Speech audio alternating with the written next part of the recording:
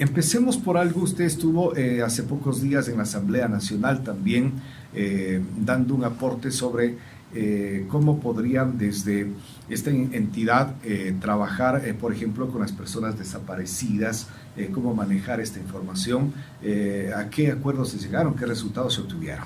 Bueno, en realidad con la Asamblea fuimos invitados a participar en la mesa para obtener de nosotros los criterios que de mejor manera permitan el registro de datos personales de desaparecidos, pero como les comentaba en esa ocasión, nuestro país tiene una deuda pendiente, y es que desde el 2008, en el que en la Constitución se consagró el derecho constitucional a la protección de datos personales, no se ha dictado, ya en 10 años, en este año ya vamos por el 11º año, una ley de protección de datos personales, y que precisamente ese tipo de normativas lo que tiende es a dar los parámetros, las guías, las regulaciones necesarias para determinar cómo se tienen que hacer este tipo de registros, incluido, por ejemplo, uno específico y de tan delicada envergadura como es un registro de desaparecidos. En ese entonces le comenté a la Asamblea la necesidad de que, amparado en esta norma, se desarrolle toda esta estructura que se requiere, adicionalmente que en el momento en que nosotros como Dirección Nacional, a través del Ministerio de Telecomunicación, presentemos una propuesta a la Asamblea de una ley de protección de datos, ellos estén pendientes de apoyarla también porque incide directamente en su objetivo final. ¿Esto significa que se ha venido laborando sin objetivos claros? La ley de desaparecidos tiene sus objetivos y tiene además toda su estructura. Lo único que nosotros hacemos hincapié es que para el tema del registro de una base de datos, ¿qué es una base de datos? Es la utilización de medios tecnológicos o no para la inclusión de sus datos personales en una lista ordenada, organizada, sistematizada para uso de un responsable. En este caso, esa lista sería de desaparecidos, pero esta normativa lo que haría es usar esa lista para las finalidades de investigación, judicialización. Lo que decimos es que en lo que nos compete a nosotros o en el ámbito de las competencias, lo que necesitamos como país es una normativa que regule cómo hacer ese registro a nivel tecnológico. ¿Qué respuesta hay desde la Asamblea? Positiva.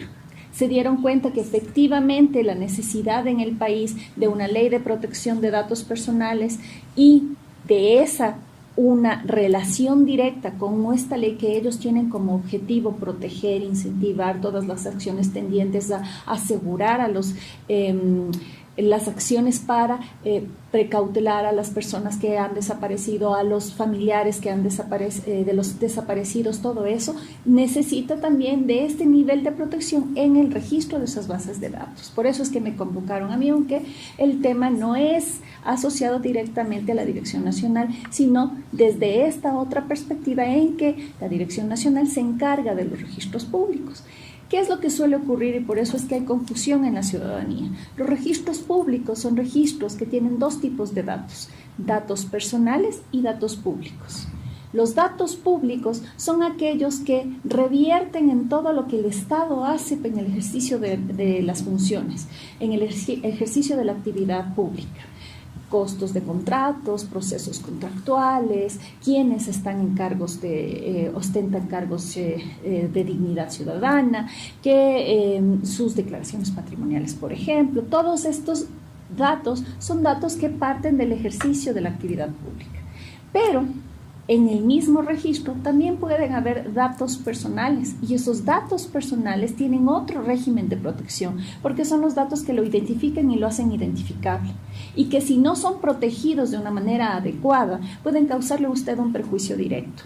Por eso es que, por ejemplo, en un registro de la propiedad usted tiene dos tipos de datos: el dato del inmueble, que sería un dato público, de accesible, general, que todo el mundo puede conocer, y un dato personal, que no puede conocerlo cualquiera, sino solo aquel que tenga una justificación y que así lo presente debidamente.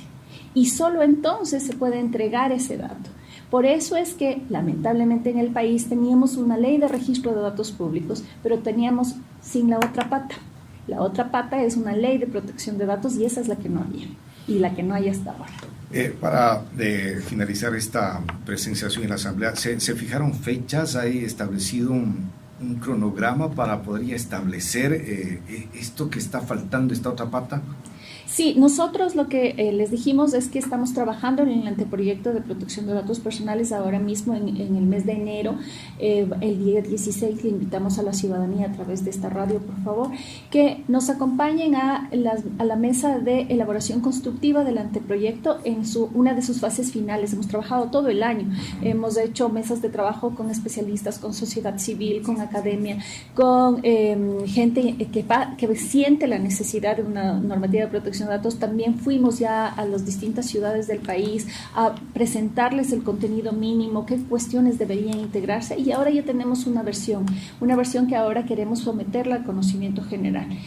Con esa versión nosotros planteamos presentarle al Ministerio de Telecomunicaciones, ellos a su vez al Consejo Sectorial y asimismo a la Presidencia para que ellos lo presenten en la Asamblea. Y en la Asamblea hay varios espacios donde hemos visto mucha receptividad porque se han dado cuenta de la necesidad. El ejemplo que usted me da, que es de esta ley de desaparecidos, es uno, pero hay múltiples ejemplos. Hay múltiples ejemplos asociados con las llamadas telefónicas, asociados con los servicios que a usted le ofertan otros proveedores que no tienen nada que ver con lo que usted está recibiendo de esos proveedores. Y sobre todo eso es lo que la ciudadanía ha estado inquieta, ¿no? Porque usted recibe llamadas telefónicas y la pregunta es: ¿y cómo tienen mis datos? ¿Cómo los consiguieron? Inclusive le ofrecen productos que ya están con su nombre, que usted jamás lo ha solicitado. Y muchas veces la ciudadanía se hizo sorprendida. Y además tienen tanta información de usted que le dicen: pero si usted sí tiene tarjeta de crédito, no me diga que no tiene, que por eso no me quiere adquirir el producto. Si además usted ha hecho un consumo de tal nivel en tales y ha consumido en el último año tanto en viajes, entonces ¿por qué me dice que no viaja? Porque estas son las formas en las que se interrelacionan estas personas que le llaman por teléfono y le ofrecen productos y servicios, lo cual no es ilegítimo, siempre y cuando usted haya autorizado. El problema en el Ecuador es que como no tenemos esta normativa, no sabemos que hay que cumplir ese principio. Y el primer principio que hay que respetar en el caso de un registro de un dato personal en una base privada, como es esta, la que le llaman ofrecer un servicio de turismo o de telefónico o lo que fuere, es que usted haya autorizado, haya dado su consentimiento para que le oferten esos bienes y servicios. Si no lo ha dado, lo único que se hace es quebrar la relación, a tal punto que ahora lo que nos está pasando a todos los ecuatorianos es que ni contestamos, o contestamos y colgamos. En cuanto a la creación de la DINARDAP como tal, había muchísima expectativa, ¿no? Y en donde esté registrado absolutamente toda su información, pero lamentablemente hace falta esta protección. Fíjese que inclusive en algún momento se llegó a comprar en la esquina la información del Consejo Nacional Electoral, un disco que valía $1, ¿no? Y cosas así que sí han asustado a la gente. Saber que en su cédula puede tener toda la información a través de la cédula nueva con el chip, pero ante estos hechos hay reserva por parte de la ciudadanía. Claro, y precisamente, por ejemplo, la Dirección Nacional de Registro de Datos Públicos tiene dos finalidades. Uno es el intercambio de información entre instituciones del Estado y otro es la organización y sistematización de los registros públicos. Pero, lamentablemente, cuando se generó la normativa, no se dieron cuenta que si es que no hacen esta otra pata, estamos haciendo solo desde un punto de vista técnico, pero no jurídico, y por lo tanto no hay la protección del derecho de las personas. Y este ha sido mi esfuerzo desde que llegué a la institución, hacer comprender a la ciudadanía, hacer comprender a todas las personas que para hacer bien el trabajo, no solo de una institución pública, sino de instituciones privadas, incluso de radios, de colegios, de cualquier persona que por el ejercicio de su trabajo legítimo tenga que hacer una base de datos, tiene que cumplir principios. Yo le hablo de los registros públicos, que es nuestro ámbito directo de competencia, pero por ejemplo, un proveedor telefónico tiene una base de datos de su cliente, un colegio tiene una base de datos de sus estudiantes, de sus profesores, de los padres de familia que pagan una pensión si es que fuera el caso, de una base de datos de una universidad. tiene los datos de los estudiantes, las calificaciones. ¿Cómo? ¿Qué principios tengo que cumplir para proteger esos datos? Principios que son técnicos a nivel tecnológico de infraestructura, pero también principios jurídicos. ¿Cómo hago, por ejemplo, si un dato suyo es erróneo? ¿Cómo hago si un dato está equivocado? Y en la realidad yo tengo la evidencia, pero en el sistema aparece otro. ¿Quién lo corrige? ¿Con qué autoridad?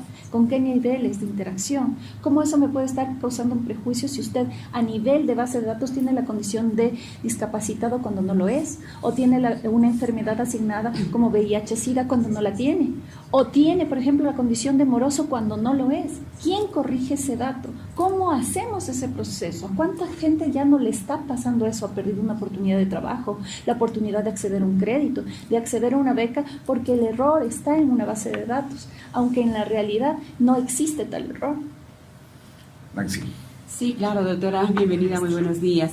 Por favor, tenemos mucha inquietud dentro de lo que es una ley de protección de datos personales. ¿Cómo puede reactivar la economía dentro de unas declaraciones que usted manifestó?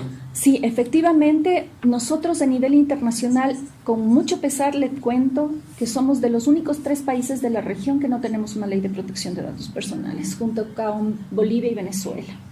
Y eso nos pone en una situación de falta de competitividad, porque nuestros vecinos Colombia y Perú trabajan con leyes de protección de datos personales desde hace tiempo.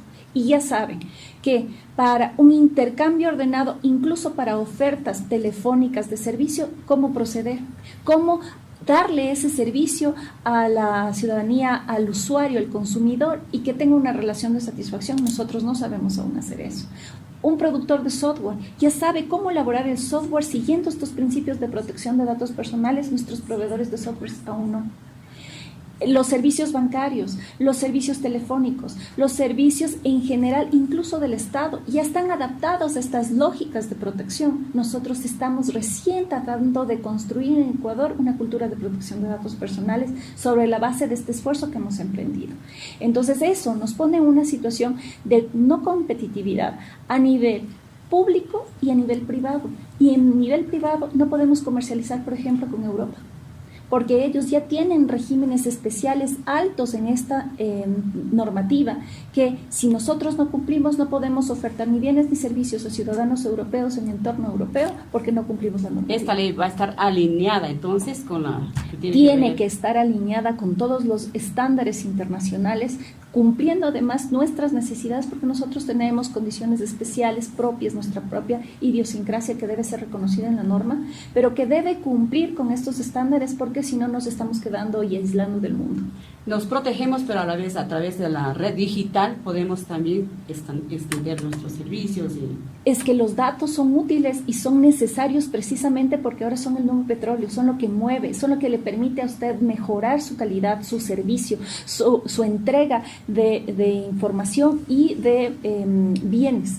El tema es que lo tengo que hacer bien. Si no lo hago bien, lo único que genero es esta sensación de invasión, esta sensación de que me siento perturbada en mi privacidad, desprotegida y además de incertidumbre, porque el responsable del tratamiento, que es el que hace la base de datos, la elabora, la confecciona, la utiliza, no sabe qué hacer para no incumplir la norma.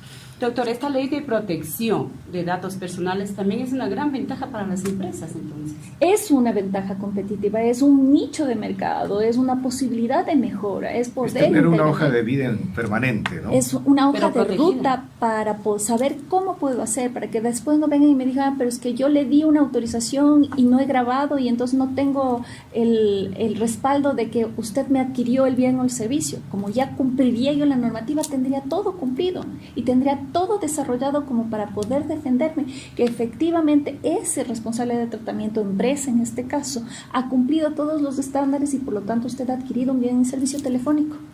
Pero como no tenemos desarrollado esa normativa, ahora todo el mundo está utilizando otras normas que también son necesarias, como una norma de consumidor, como una norma de superintendencia de banco, por ejemplo, pero que son parte de un gran eslabón. Ahora, mientras se establece esta ley, ¿qué puede hacer el ciudadano? Bueno, en alguna otra entrevista me decían, ¿y usted cómo contesta las llamadas telefónicas cuando le hace? Yo un poco de serio y de verdad les decía, bueno, yo suelo decir que en mi ejercicio constitucional al reconocido en el artículo 66, numeral 19 del derecho a la protección de datos personales, solicito que me eliminen de la base de datos. Normalmente no me entienden nada, pero al menos me anotan y después creo que están preguntándoles a los jefes qué quise decirles. Pero ya en la práctica tenemos que necesariamente apoyar esta normativa. Tenemos que comenzar a concienciar de que nosotros somos titulares de los datos y como titulares tenemos que ejercer nuestro derecho a la autoprotección. Saber que yo no puedo entregar datos en rifas fantasmas. ¿Para qué quieren mis datos? Si es que me están pidiendo estos datos para unas rifas, es porque los van a usar después para darme bienes y servicios. Y eso no es ilegítimo si es que tienen mi autorización, pero avísenme. Díganme que lo van a hacer para eso. En cuanto a funcionalidad, ¿qué tanto se ha avanzado para que efectivamente el ecuatoriano tenga sus datos al margen de la protección, pero que sean utilitarios para sus actividades? Ese es el reto, precisamente, porque tiene que haber un equilibrio, tiene que estar registrado. Por ejemplo, el registro civil. Por disposición legal, tiene que registrar sus datos en el registro civil, porque si no, ¿cómo garantizo su derecho a la identidad? ¿Cómo garantizo su derecho a la nacionalidad? Sus derechos en general. Esos son datos que por disposición de la ley tienen que estar en un registro. Lo mismo registro mercantil, lo mismo registro de la propiedad. ¿Cómo? ¿Qué principios debo cumplir? ¿Qué derechos se pueden accionar? Es parte de lo que va a decir la normativa y lo que tiene que hacerse hincapié. Pero además hay otros registros, que son registros privados, que son estos de las empresas, de los proveedores, de cualquier persona que por el ejercicio legítimo de sus funciones necesite almacenar bases de datos. El problema es que para este otro lado no hay ningún tipo de normativa más que criterios técnicos asociados a temas de seguridad únicamente o asociados a cuestiones de ingenieros en sistemas, como para que usted me pueda entender. Pero no existe el amparo o la normativa de protección, la parte jurídica. ¿Por qué? Porque, por ejemplo, no tenemos mecanismos de tutela. Aquí en Perú me van a decir acción de habeas data, pero para que ocurra una acción de habeas data ya el daño tiene que haber pasado. Ya tengo que haber sufrido un perjuicio y con ese perjuicio ir al organismo judicial, que el organismo judicial me entregue la data, que además yo determine que es incorrecta, que devuelva, ya pasó mucho tiempo. Cuando yo lo que necesito es inmediatez, porque en el mundo digital en el que nosotros lo desarrollamos ahora, todo es inmediato. Y entonces yo necesito, corríjame ese dato ya, porque ese dato es incorrecto y no tengo que esperar un proceso judicial. Y además, como son bases de datos, lo que hace mi reclamo es favorecer a todos los de la base de datos, porque si por algún problema de automatización el dato es incorrecto conmigo, muy probablemente lo es con otros. Y entonces hay que corregir a nivel técnico de manera global. Doctora, estaremos pendientes, ¿no? Cómo camina esta pata que le falta al sistema de datos públicos para que estén realmente protegidos y estaremos oportunamente conversando sobre aquello. Gracias por acompañarnos. Muchísimas gracias por la invitación también. DINARDAP. Trabajamos por sus datos. El gobierno de todos.